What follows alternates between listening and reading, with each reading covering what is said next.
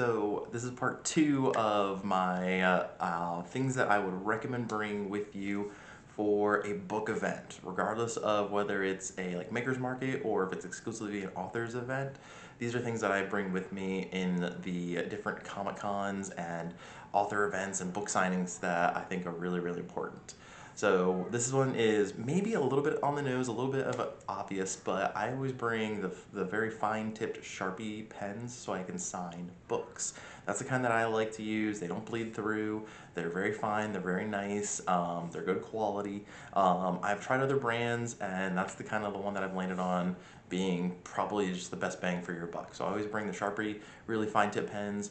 They're great for signing books. I always bring those. And I do pre-sign some books, but one of the things I will also do is bring those pens, because a lot of times people will say, can you sign it to my son, my daughter, to me?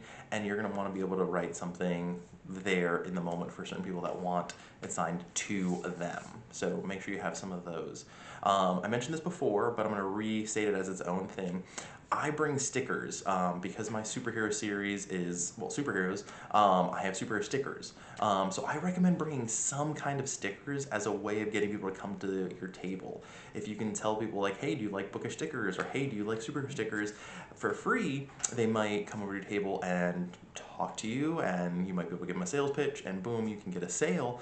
Whereas if you're just standing there awkwardly and not having anything to kind of break that ice, it's gonna make it a little bit more awkward, right? Because this is an easy way I found, as as some authors are, a little socially awkward in a weird setting where you're trying to sell, but it's a good way of saying, okay, do you like superheroes? Here's some stickers, right? So I mentioned in the last video that I'm going to start doing that with a kind of a spinning wheel thing. So it's going to be a way of getting people to come to the table and kind of gamify it a little bit, right? So it's really good. The third thing that I always recommend bringing is a notebook. One, so you can track sales. You can mark down, I sold 3 copies of book 1, 2 copies of book 2, so on and so forth, right? But also, it's nice to be able to sit down and write if there's a lull, if there's something else that catches your attention, or you have an idea. For me, service isn't always guaranteed at these events. Sometimes you're out in the middle of nowhere.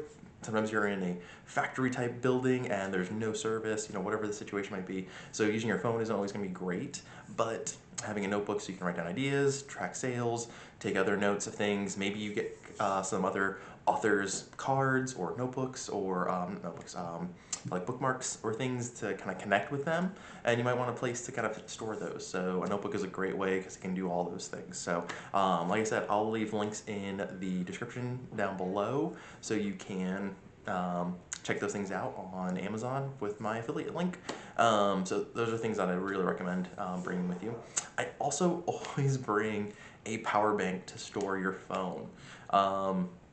You're not going to really realize it, maybe between using something like Square or Venmo or whatever it is to make sales, but you're going to be using your phone a lot. People might want to take pictures. They might want to, you might want to be posting on social media. Some people I know even live stream parts of their book events. So you're going to be using your phone a lot. So bringing a power bank is going to be great because you're going to be able to store, and kind of save it for, maybe the end of the event, maybe even halfway through the event, depending on how old your phone is.